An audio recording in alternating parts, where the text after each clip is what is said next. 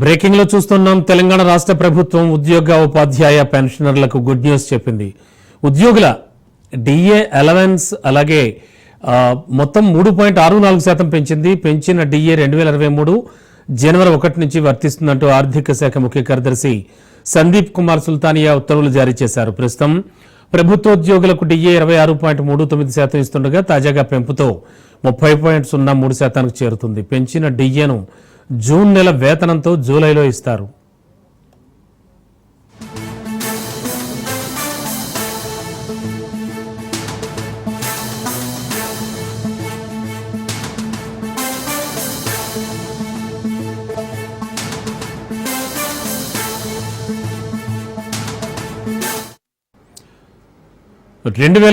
జనవరి 1 నుంచి 2025 మే 31 వరకు ఇవ్వాల్సిన డిఏ బకాయిలను ఉద్యోగుల జీపీఎఫ్ ఖాతాల్లో రాష్ట్ర సర్కార్ జమ చేయనుంది.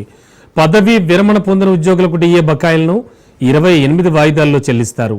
సిపిఎస్ ఉద్యోగులకు 10% డిఏ బకాయిలను ప్రాన్ ఖాతాల్లో జమ చేస్తారు. మిగిలిన 90% బకాయిలను 28 వాయిదాల్లో జూన్ నెల వేతనంతో నెలవారీగా చెల్లిస్తామని 78, 79 జీవోల్లో వెల్లడించారు. జూలై 1, 2023 నుంచి పెండింగ్లో ఉన్న డిఏ అమలుకు సంబంధించిన ఉత్తర్వులను ప్రత్యేకంగా 6 నెలల తర్వాత జారీ చేయనున్నట్లు ప్రభుత్వం స్పష్టం చేసింది.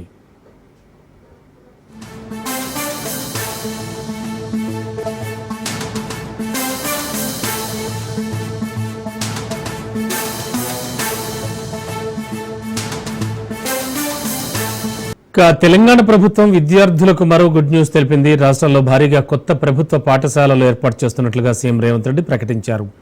పాఠశాలల పునఃప్రారంభమైన నేపథ్యంలో తెలంగాణ కమాండ్ కంట్రోల్ సెంటర్లో విద్యాశాఖ ఉన్నతాధికారులతో సీఎం సమీక్ష నిర్వహించారు. ప్రభుత్వ పాఠశాలల్లో విద్యా ప్రమాణాలు పెంచాలి అనేదే తమ ప్రభుత్వ లక్ష్యమని రేవంత్ రెడ్డి చెప్పారు.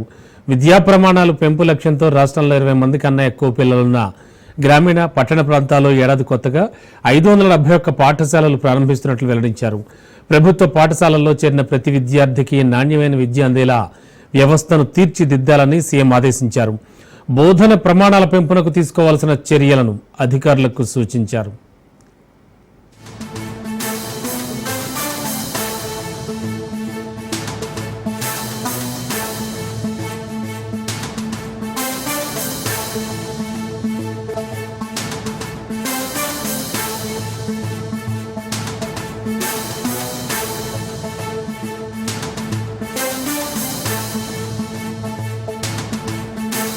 హైదరాబాద్ బంజారాహిల్స్ లోని తాజ్ డెక్కన్ లో గ్లోబల్ లీడర్స్ సమ్మిట్ 2025 జరిగింది. ఈ గ్లోబల్ లీడర్స్ సమ్మిట్ లో మంత్రి శ్రీధర్ బాబు పాల్గొన్నారు.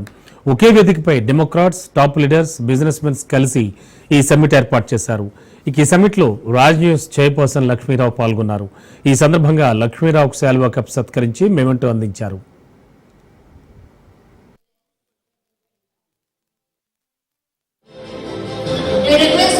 Lakshmi Rao to please join us on the stage. Lakshmi Rao Garu, Chairman, Raj News Network. Congratulations, Lakshmi Garu, for bagging this special award on the special occasion of JLS 2025.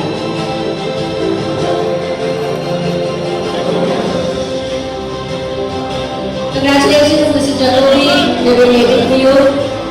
We request Lakshmi Garu to please join us in the center of the stage while we come up with a quick felicitation event.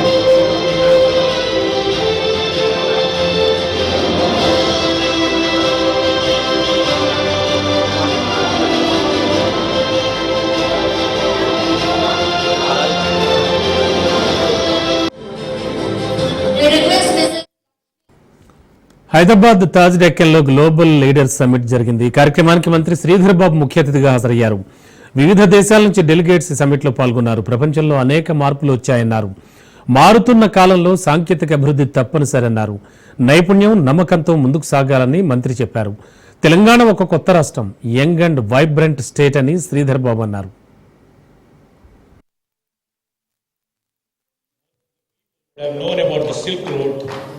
It is not of silk and spice of earlier, but of synergy and shared wisdom. A route that used to run through deserts, but this route runs now on data. That route would have run through oceans, but This route runs from open minds, not carried by caravans, but by connections of talent and technology. Just as the original Silk Road connected civilization, our government, our Telangana, a new, young, vibrant state, connects nations through purpose. It is a path not lit by lanterns, but by a code driven by conquest only by compassion. Telangana is a very young state. All the delegates, esteemed delegates, would have known this is the very fresh and the new state formed, and it is a very young and vibrant state, and it has been carved in 2014. We were told to build very vibrantly. We were told to build slowly. Instead, we chose to build very bold. Let me ground our vision, in fact, because aspirations without achievement is just rhetoric. Telangana economy just stands about 16.12 lakh crore, growing about 10.1% ahead of our national. In an international summit at Davos, we were able to really garner about 1.8 lakh crores as investment. And we are proud to say here, we lead in our healthcare ecosystem, and we have a niche name in global economy, our life sciences ecosystem, which we have created about 2 lakh new jobs with 40,000 crores investment in just last 14 months. Most of the people. గ్రామ పంచాయతీ ఎన్నికల్లో ఖమ్మం నియోజకవర్గ పరిధిలోని రఘునాథపాలెం మండలంలో 37 గ్రామ పంచాయతీ స్థానాలను కాంగ్రెస్ కైవసం చేసుకోవాలన్నారు మంత్రి తుమ్మల. అందుకు అనుగుణంగా అంతా కృషి చేయాలన్నారు. కాంగ్రెస్ కార్యకర్త కాలర్ ఎగరేసుకునేలా పనిచేస్తామన్నారు. ఏ ఒక్కరూ కంగారు పడొద్దని, కష్టపడే వారికి పదవులు వచ్చే అవకాశం ఉందని, మీరు పదవుల్లో కూర్చుంటే మీరిచ్చిన స్థానానికి విలువ ఉంటుందన్నారు. రాహుల్ నాయకత్వంలో కులగణన జరిగిందని, కులగణన చేయగలిగిన దమ్ము ధైర్యం రేవంత్ రెడ్డి ప్రభుత్వానికే ఉందన్నారు.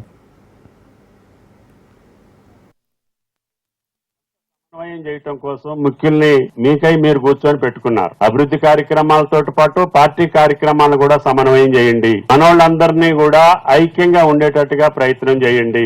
రాజ్యాధికారం పరంగా రాజ్యాంగబద్ధంగా మీకు రేపు సర్పంచులు, ఆ గ్రామంలో 10-15 మంది వార్డు మెంబర్లు, సహకార సంఘాలు, డైరెక్టర్లు, ఈ రకంగా పదవులు తీసుకొని మళ్లీ మీరు ఆ స్థానంలో కూర్చుంటే మాకు మీరు ఇచ్చినటువంటి స్థానానికి ఒక గుర్తింపు, ఒక ఆనందం, ఒక గౌరవం. ఈ పార్టీలో కష్టపడ్డటువంటి ప్రతి నాయకుడికి, కార్యకర్తకి ఆ వార్డులో, ఆ గ్రామంలో, ఆ మండలంలో, ఆ జిల్లాలో గుర్తింపు వస్తే అది పార్టీకి బలం. ఆ యొక్క నాయకత్వం చిరకాలం, చాలా కాలం పనిచేసేదానికి అవకాశం ఉంటుంది. ఇందిరాగాంధీ గారి యొక్క ఆలోచనల ప్రకారంగా ఉన్నటువంటి దళిత బహుజన పార్టీకి సంబంధించినటువంటి కాంగ్రెస్ పార్టీ, పేదల కోసమే ఈ పార్టీ పుట్టింది. అందుకని అధికారం ఎన్ని సంవత్సరాలు లేకపోయినా కాంగ్రెస్ పార్టీని పక్కన పెట్టగలిగే శక్తి ఎవరికి లేదు అని చెప్పి కూడా మీకు ఈ సందర్భంగా మనోజ్. ఈనాడు రాహుల్ గాంధీ గారి నాయకత్వంలో కులగణన జరిగింది. ఈ దేశంలో అత్యధిక జనాభా ఉన్నటువంటి బీసీలకి రాజ్యాధికారం ఇవ్వాలనేది రాహుల్ గాంధీ గారి యొక్క ఆలోచన. అందుకనే భారతదేశంలో తెలంగాణ రాష్ట్రం రేవంత్ రెడ్డి గారి నాయకత్వాన కులగణన చేయగలిగినటువంటి దమ్ము, ధైర్యం ఈ యొక్క తెలంగాణ ప్రభుత్వానికి, రేవంత్ రెడ్డి గారికి దక్కింది. మీరు అధికారికంగా ఇచ్చినా ఇవ్వకపోయినా నా రాష్ట్రంలో 42 మంది వెనకబడ్డ వర్గాలకి, అదేవిధంగా ఎస్సీ ఎస్టీలకి నేను రాజ్యాధికారం ఇస్తానని చెప్పినటువంటి ఏకైక ముఖ్యమంత్రి రేవంత్ రెడ్డి గారని చెప్పి కూడా మీకు ఈ సందర్భంగా మనోజ్. మాజీ మంత్రి కేటీఆర్ కు ఫార్ములా ఈ కార్ రేస్ కేసులో ఏసీబీ రెండోసారి నోటీసులు పంపింది. ఈ నెల 16న ఉదయం 10 గంటలకు విచారణకు రావాలని ఆదేశించింది. గతంలో కేటీఆర్, సీనియర్ ఐఏఎస్ అరవింద్ కుమార్, అలాగే హెచ్ఎండిఏ మాజీ చీఫ్ ఇంజనీర్ బిఎల్ఎన్ రెడ్డిలను విడివిడిగా ప్రశ్నించింది. అప్పటి మున్సిపల్ మంత్రిగా కేటీఆర్ కీలక బాధ్యతలు నిర్వహించిన నేపథ్యంలో ఆర్థిక అవకతవకల ఆరోపణలపై ఏసీబీ దర్యాప్తు చేస్తోంది. ఈ పరిణామం తెలంగాణ రాజకీయాల్లో మరింత ఉత్కంఠను రేపింది.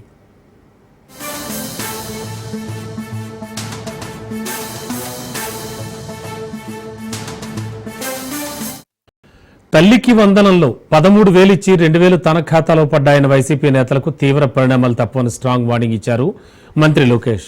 వైసీపీ ప్రచారం చేస్తున్నట్టుగా 2,000 తన ఖాతాలో పడ్డట్టు రుజువు చేయాలని, లేకుంటే క్షమాపణలు చెప్పి ప్రకటన ఉపసంహరించుకోవాలంటూ డిమాండ్ చేశారు. అలా చేయకుంటే వారిపై చట్ట ప్రకారం ముందుకెళ్తామన్న మంత్రి అసత్య ఆరోపణలని గతంలో మాదిరి భరించేది లేదన్నారు. ఉపాధ్యాయులకు ఎలాంటి ఇబ్బంది లేకుండా సంస్కరణలు తీసుకొచ్చాం. సో వాళ్ళందరినీ భాగస్వామ్యం చేశాం. తల్లిదండ్రుల్ని, విద్యార్థిని, ఉపాధ్యాయుల్ని ఎంగేజ్ చేస్తూ పేరెంట్ టీచర్ మీటింగ్ కూడా పోయిన సంవత్సరం డిసెంబర్లో పెట్టాం. ఈ సంవత్సరం కూడా జూలై 5వ తారీఖు నాడు మెగా పేరెంట్ టీచర్ మీటింగ్ ఉంటుంది రాష్ట్ర వ్యాప్తంగా. అదేవిధంగా డిసెంబర్లో మళ్ళీ ఉంటుంది. సో గౌరవ ముఖ్యమంత్రి గారు, ఉప ముఖ్యమంత్రి గారు కూడా ఈ కార్యక్రమాల్లో పాల్గొంటారు. ఫీల్డ్కి వెళ్తారు, తల్లిదండ్రులతో మాట్లాడతారు, ఎంగేజ్ చేస్తాం. సో కమ్యూనిటీని కూడా మేము ఎంగేజ్ చేస్తాం జరుగుతుంది. సో నాణ్యత పెంచాలి, క్వాలిటీ పెంచాలి, లెర్నింగ్ అవుట్కమ్స్ పెంచాలి, రిజల్ట్స్ లో పెంచాలి. ఆటోమేటిక్ గా తల్లిదండ్రులు ప్రభుత్వ పాఠశాలకు వాళ్ళ పిల్లలు పంపిస్తారు నేను బలంగా నమ్ముతున్నాను. మొత్తం డస్ట్ సెట్ లేదానికి 1 month పడుతుంది నాకు. ఫస్ట్ డేలో ఎంతమంది వచ్చారనేది ఎన్రోల్మెంట్ అవుతా ఉంటుంది. మీరు ఎక్కడికి వెళ్ళినా మొదటి 1 month ప్రైవేట్ నుంచి కొంత పిల్లలు మాకు వస్తారు, మా దగ్గర నుంచి కొంతమంది వెళ్తారు, ఈ స్కూల్ నుంచి ఆ స్కూల్ మూవ్మెంట్ ఉంటుంది. సో నేను ఇప్పుడు ఒక నంబర్ కమిట్ అయ్యి మళ్ళీ తర్వాత వేరే నంబర్ బయటకు వస్తే అది కరెక్ట్ కాదు. So you have to give me time till July 5th అమ్మా. So that things will settle down for. Already గతంలో మీరు చూస్తే స్కూల్స్ అయిన వెంటనే క్యాంపెయిన్ స్టార్ట్ చేశారు. ఎవరు మా ఉపాధ్యాయులే క్యాంపెయిన్ చేశారు, వినూత్నంగా చేశారు. పిల్లలతో మన ఇన్స్టాగ్రామ్ రీల్స్ కూడా తయారు చేశారు, చాలా క్యూట్ గా చేశారు. ఒక ప్రోగ్రామ్ ఆల్రెడీ చేశారు, దానిపైన ఒక ఫోకస్ పెట్టుకుంటాం. బట్ క్వాలిటీ ఇంప్రూవ్ చేసి పిల్లలు తీసుకురావాలనేది మా లక్ష్యం. అంతేగాని వేరే వాళ్ళని హెరాస్ చేసి పిల్లలు తీసుకురావాలనేది కాదు మా లక్ష్యం. నాణ్యత పెంచాలి, లెర్నింగ్ అవుట్కమ్స్ ఇంప్రూవ్ చేయాలి, మార్క్స్ ఇంప్రూవ్ చేస్తేనే నేను ఈ విద్యా వ్యవస్థలో న్యాయం చేసినట్టు అవుతా. గత ప్రభుత్వం ఏం చేసింది, ఏపీఆర్సీ తీసుకొచ్చి ఆర్టిఫిషియల్ గా ఫీ తగ్గించారు. దానివల్ల ఏమైంది, మీకు రీసెర్చ్ ఎక్కడొచ్చిందండి మనకి ఆంధ్ర రాష్ట్రంలో? పేటెంట్స్ పడిపోయినాయి, పీజీ అడ్మిషన్స్ పడిపోయినాయి, హైయర్ ఎడ్యుకేషన్ మొత్తం కొలాప్స్ అయింది. దానివల్ల ఈ రోజు అందరు పక్క రాష్ట్రాలకు వెళ్లే పరిస్థితికి వచ్చేసింది. Quality పడిపోతుందండి. When government is providing qualitative education, I believe free market should guide us. Free market should guide us. When we are providing quality education, when we stand for our value system, when I'm giving better infrastructure, when I'm giving books, when I'm giving uniforms, when I'm giving bags, then I should compete. That's what I believe. నేను బలంగా నమ్మేది school education లో board of intermediate లో reforms అయిపోయినాయి. I don't believe there is further reforms required at this juncture. We have to give time. Reforms settle అయ్యేదానికి, dust settle అయ్యేదానికి time ఇవ్వాలి. And we want focus on learning outcomes. Higher education, skill development లో ఇంకా చాలా చేయాల్సిన అవసరం ఉంది. I truly believe that. Higher education లో కూడా కరికులం ఇంకా బలోపేతం చేయాలి అనేది బలంగా మేము నమ్ముతున్నాం. ఆల్రెడీ వర్క్ ఆ దిశగా కొంతవరకు జరిగింది, ఇంకా ఫర్దర్ గా చేయాల్సిన అవసరం. So next will be higher education, skill development will really focus and revamp our entire. కొమ్మినేనికి సుప్రీంకోర్టు బెయిల్ మంజూరు చేయడంపై జగన్ ఎక్స్ వేదికగా సంచలన ట్వీట్ చేశారు. సీనియర్ జర్నలిస్ట్ కొమ్మినేని శ్రీనివాసరావు వెంటనే విడుదల చేయాలంటూ సుప్రీంకోర్టు ఆదేశాలు ఇవ్వడం సీఎం చంద్రబాబుకు పెద్ద చెంపపెట్టు వంటిదన్నారు. అదేవిధంగా నిరంకుశంగా, అప్రజాస్వామికంగా, అరాచకంగా వ్యవహరిస్తోన్న ఏపీ ప్రభుత్వానికి గట్టిగా బుద్ధి చెప్పిందన్నారు. ఈ క్రమంలో కోర్టు చేసిన వ్యాఖ్యలను ఉటంకిస్తూ ప్రాథమిక హక్కులకు, స్వేచ్ఛకు ఈ అరెస్టు తీవ్ర భంగకరమని కోర్టు చెప్పడం ఏపీ పోలీసులకు, ప్రభుత్వానికి చురకలు పెట్టడం వంటిదన్నారు. సిపి సీనియర్ నేత, మాజీ మంత్రి పేర్ని నానిపై మంత్రి కొల్లు రవీంద్ర తీవ్రస్థాయిలో విరుచుకుపడ్డారు. పేర్ని నాని పాపం పండిందని, గత 5 ఏళ్లలో ఆయన దోచుకున్న అవినీతి సొమ్మును కక్కిస్తామని, వదిలిపెట్టే ప్రసక్తే లేదని హెచ్చరించారు. దమ్ముంటే విచారణకు సిద్ధంగా ఉండాలని సవాల్ విసిరారు. గత 5 ఏళ్ల పాలనలో ప్రజలను తీవ్ర ఇబ్బందులకు గురిచేసి బందర్ నియోజకవర్గాన్ని పూర్తిగా భ్రష్టు పట్టించారన్నారు. ఇప్పుడు ఓటమి తర్వాత కూడా బుద్ధి రాలేదన్న ఆయన అరెస్ట్ భయంతో పిచ్చి ప్రేలాపనలు వాగుతున్నారన్నారు. పేర్ని నానికి మతి భ్రమించినట్లుంది, లేకపోతే అరెస్ట్ భయంతో పిచ్చి పిచ్చి ప్రాలాపనలని మాట్లాడుతూ ఉన్నారు. చరిత్రలో చూసాం, అనేక మంది గాలి కాలగర్భంలో కలిసిపోయారు. ఇలాంటి అవాకులు చవాకులు పేలుతూ, అసత్యాలు చెప్తూ ప్రజల్ని మభ్యపెట్టాలని ప్రయత్నిస్తున్నటువంటి వ్యక్తి నిజంగా చాలా దురదృష్టకరం. చేసింది తప్పు, ఆ తప్పుని కప్పిపుచ్చుకోవడానికి బురద జల్లే కార్యక్రమాలు. ఆ రోజు ఎలక్షన్ లో నీ కొడుకుని గెలిపించుకోవాలని, నీ కొడుకుని అందరం ఎక్కించుకోవాలని నువ్వు పడరాని పాటలు పడి, చేయరాని తప్పులు చేసి, ఇళ్ల పట్టాలని, దొంగ పట్టాలని సృష్టించి తహసీల్దార్ కార్యాలయంలో ఆ పట్టాలు అర్ధరాత్రి కూడా రాయిస్తా ఉంటే మేము వెళ్ళి ఆ రోజున అక్కడ పట్టుకున్నది వాస్తవం కాదా? ఆ రోజున్నటువంటి జేసీ గారు వచ్చింది వాస్తవం కాదా? ఈ రోజున్న జేసీ గారు, ఆ జేసీ గారే. ఆ రోజున మేము ఆఫీస్ ముందు పడుకున్నాం, ఆ పట్టాలు కట్టలు పట్టుకుని మీ అన్యాయాలు పారిపోయినటువంటి పరిస్థితులు ఉంటే వాళ్ళని పట్టుకొచ్చాం. ఇవన్నీ వాస్తవం కాదా? పారిపోవాల్సిన అవసరం ఉంది. స్ట్రీట్ ఫీల్డ్ చెప్తావు, స్ట్రీట్ ఫీల్డ్ పట్టాలు ఇస్తే తప్పేంటి అంటావు. ఎన్నికల్లో నీ కొడుకుని గెలిపించుకోవాలని చెప్పి దొంగ పట్టాలు సృష్టించి అవన్నీ కూడా బయటకు వచ్చి దాని మీద విచారణ జరుగుతా ఉంటే ఇవాళ గజ గజ గజ గజ ఉనికిపోతా ఉన్నాడు. పారిపోయారు, తండ్రి కొడుకులు ఇద్దరు ఇల్లు వదిలిపెట్టి పారిపోయారు. గుంటూరు నగరాభివృద్ధిపై కేంద్ర మంత్రి పెమ్మసాని చంద్రశేఖర్ సమీక్ష సమావేశం నిర్వహించారు. ఈ సమావేశంలో కలెక్టర్ నాగలక్ష్మి, ఎమ్మెల్యేలు గళ్లా మాధవి, రామాంజనేయులు, నజీర్ అహ్మద్, ఎమ్మెల్సీ యేసురత్నం పాల్గొన్నారు. కూటమి ప్రభుత్వం అధికారంలోకి వచ్చి ఏడాది అవుతోందని కేంద్ర మంత్రి పెమ్మసాని చంద్రశేఖర్ చెప్పారు. గుంటూరు నగరం అభివృద్ధిపై ప్రత్యేక దృష్టి పెట్టామని ఆయన అన్నారు. కూటమి ప్రభుత్వం ప్రకటించిన సూపర్ 6 హామీలను 90% నెరవేర్చామని తెలిపారు. వచ్చి 1 year అయింది. 1 year లో ముఖ్యంగా గుంటూరు ప్రాంతంలో చాలా వర్క్స్ అనేవి స్టార్ట్ చేశాం. మనం వర్క్స్ అనేది ఇంప్లిమెంటేషన్, కోఆర్డినేషన్ అక్కడక్కడ ఇష్యూస్ ఉన్నాయి. కొన్ని lines, railway lines doubling, tripling చేయాల్సినప్పుడు కొంత గవర్నమెంట్ ల్యాండ్ ఎక్విజిషన్ మనం ఇవ్వాల్సినవి ఉన్నాయి. అవి కొంత కోఆర్డినేషన్ తోటి ఇష్యూస్. ఇవన్నీ కాకుండా శంకర్ విలాస్ బ్రిడ్జ్ కట్టేటప్పుడు ట్రాఫిక్ డైవర్షన్ చేయాల్సినటువంటి ఇష్యూస్ చాలా ఉన్నాయి. అందులో కొన్ని ఎలక్ట్రిక్ పోల్స్ అన్ని మధ్య మధ్యలో ఉండటం, దానికి వాళ్ళు వేసే మన ఎలక్ట్రిక్ వాళ్ళు ఇచ్చే కాస్ట్ ఎస్టిమేట్స్ ఎక్కువగా ఉండటం, వాటిని రివైజ్ చేయటం, ఆ పోల్స్ అన్ని మళ్ళీ మార్పించి కొన్ని చోట్ల ఎక్కడెక్కడైతే రోడ్లు ఎక్స్టెండ్ చేయాలో అవన్నిటికీ కూడా రోడ్ డెవలప్మెంట్ ప్లాన్స్ అవన్నీ చేసి కొన్ని చేశారు. శారదా నగర్ కాలనీ రోడ్ దాదాపుగా అయిపోయింది. అదేవిధంగా ఇన్నర్ రింగ్ రోడ్ phase 3 లో ఉన్నటువంటి ఎంక్రోచ్మెంట్స్ అన్నిటికీ దాదాపుగా 6,70,00,000 రూపాయలు కాంపెన్సేషన్ పే చేసి అంతా క్లియర్ చేశారు రామాంజనేయులు గారు. అది రేపు 48 కోట్లు ఎస్టిమేట్ వచ్చింది. అది ఎగ్జిక్యూటివ్ కమిటీ CRDA వాళ్ళు ఈ 1 week లో అప్రూవ్ చేసి దాన్ని టెండర్స్ పిలుస్తా అన్నారు. సో దాని కోఆర్డినేషన్ ఇష్యూస్. అదేవిధంగా అమృత్ 2 స్కీమ్ తీసుకుంటే దాదాపు 350 కోట్లు, కరెక్ట్ నెంబర్ గుర్తులేదు. ఇవన్నీ కూడా అంతా వర్క్ అయిపోయింది ఇంజనీర్లది. 1 week లో అవి కూడా. సీనియర్ జర్నలిస్ట్ కొమ్మినేని శ్రీనివాసరావుకు సుప్రీంకోర్టు బెయిల్ మంజూరు చేసింది. కొమ్మినేని బెయిల్ పిటిషన్పై విచారించిన జస్టిస్ పీకే మిశ్రా ధర్మాసనం ఆయన విడుదల చేయాలని ఆదేశించింది. విశ్లేషకుడి వ్యాఖ్యలతో కొమ్మినేనికి సంబంధం లేదని ధర్మాసనం పేర్కొంది. కొమ్మినేని విడుదల చేయాలని, విడుదల నిబంధనలు ట్రయల్ కోర్టు చూసుకుంటుందని సూచించింది. ఇక మరోసారి అమరావతిపై అసభ్యకర వ్యాఖ్యలు చేయొద్దని కొమ్మినేనికి సుప్రీం ధర్మాసనం సూచించింది.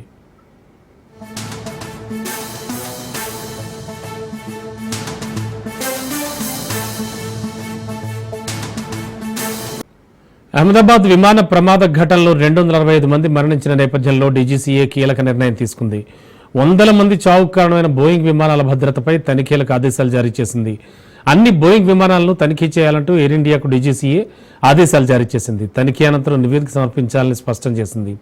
ముందు జాగ్రత్త చర్యగా జెనెక్స్ ఇంజిన్లతో కూడిన 8787, 8-9 విమానాలపై సంబంధిత ప్రాంతీయ డీజీసీఏ కార్యాలయాలతో సమన్వయం ద్వారా తక్షణమే అదనపు నిర్వహణ చర్యలు చేపట్టాలంది. దీంతో ఎయిర్ ఇండియా తక్షణం డీజీసీఏ ఆదేశాలకు అనుగుణంగా చర్యలు మొదలుపెట్టింది. తమ వద్ద ఉన్న అన్ని బోయింగ్ విమానాలను ఆడిట్ చేయడం ప్రారంభించింది.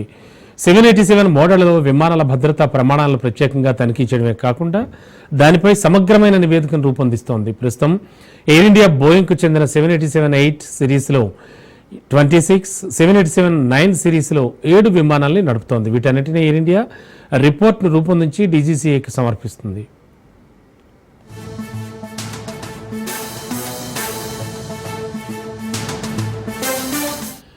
అహ్మదాబాద్ లో జరిగిన ఘోర విమాన ప్రమాద ఘటనలో కీలక పరిణామం చోటు చేసుకుంది. ఈ విమానానికి చెందిన బ్లాక్ బాక్స్ అధికారులు స్వాధీనం చేసుకున్నారు. ఈ దుర్ఘటనలో గుజరాత్ మాజీ ముఖ్యమంత్రి విజయ్ రూపానీతో సహా మొత్తం 241 మంది ప్రయాణికులు, సిబ్బంది ప్రాణాలు కోల్పోయారు. ప్రమాద కారణాలను వెలికితీయడంలో ఈ బ్లాక్ బాక్స్ అత్యంత కీలకమైన ఆధారంగా మారింది. ఈ బ్లాక్ బాక్స్ ను ప్రమాద స్థలానికి సమీపంలోని ఒక భవనం పై కప్పుపై కనుగొన్నారు.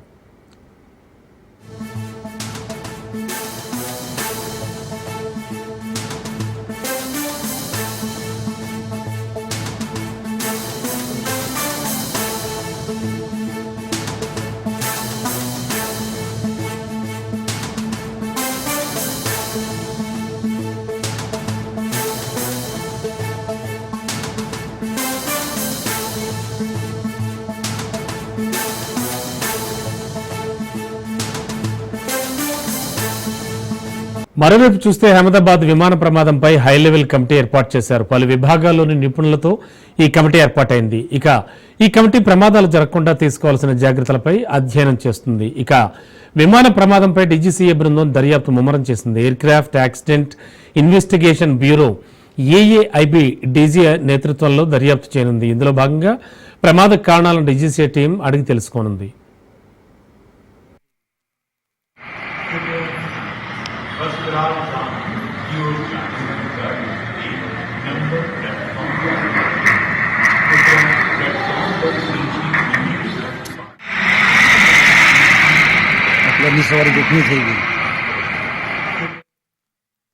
అహ్మదాబాద్ విమాన ప్రమాద ఘటనలో వందల మంది మృత్యువాత పడ్డారు. అయితే విమాన ప్రమాదం నుంచి త్రుటిలో ఓ యువతి తప్పించుకుంది.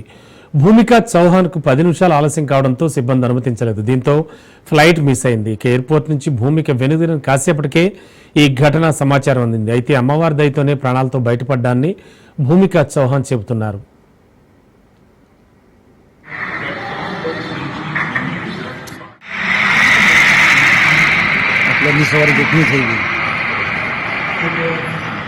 ఎయిర్ ఇండియా విమానానికి బాంబు బెదిరింపు కాల్ వచ్చింది. దీంతో థాయిలాండ్ నుంచి న్యూఢిల్లీ వస్తున్న విమానాన్ని పైలట్ అత్యవసరంగా ల్యాండ్ చేశాడు.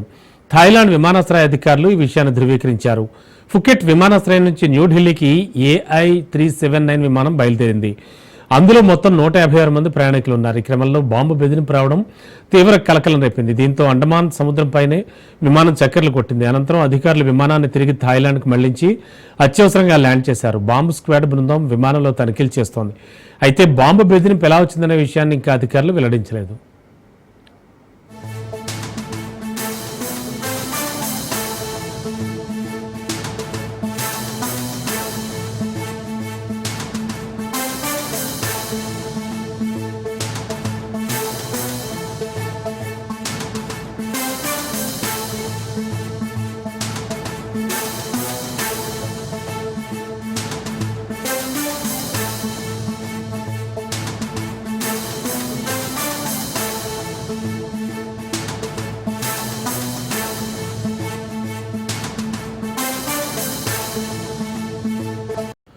అహ్మదాబాద్ ఎయిర్పోర్ట్ నుంచి 242 మందితో లండన్లోని గ్యాట్విక్ ఎయిర్పోర్టుకు బయలుదేరింది ఎయిర్ ఇండియా విమానం.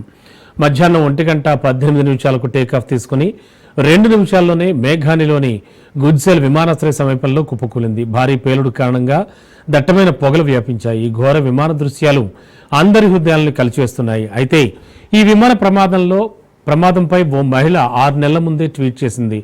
ప్రస్తుతం ఇంటర్నెట్లో ఆ ట్వీట్ వైరల్ అవుతోంది. ఈ ప్రమాదాన్ని ఆస్ట్రో షర్మిస్టా అనే మహిళ December 29, 2024లోనే ట్వీట్ చేసింది. 2025లో ఏవియేషన్ వృద్ధి అద్భుతంగా ఉంటుంది, కాకపోతే సేఫ్టీ సెక్యూరిటీ పరంగా ఇబ్బందులుంటాయి. అలాగే విమానం కూలింది అనే బ్రేకింగ్ వార్తలు మనల్ని కలిసివేస్తాయని ఆ మహిళ 6 నెలలకు ముందే అంచనా వేసి చెప్పింది. అలాగే June 5, 2025 కూడా ఇదే ట్వీట్ను రీట్వీట్ చేస్తూ ఓ విమాన ప్రమాదం జరుగుతుందనేది విమానయాన సంస్థను 2025లో నాశనం చేస్తుందని గట్టిగా అంచనా వేస్తున్నట్లు మళ్ళీ చెప్పుకొచ్చింది. ప్రస్తుతం ఆ మహిళ ట్వీట్లు వైరల్ అవుతున్నాయి.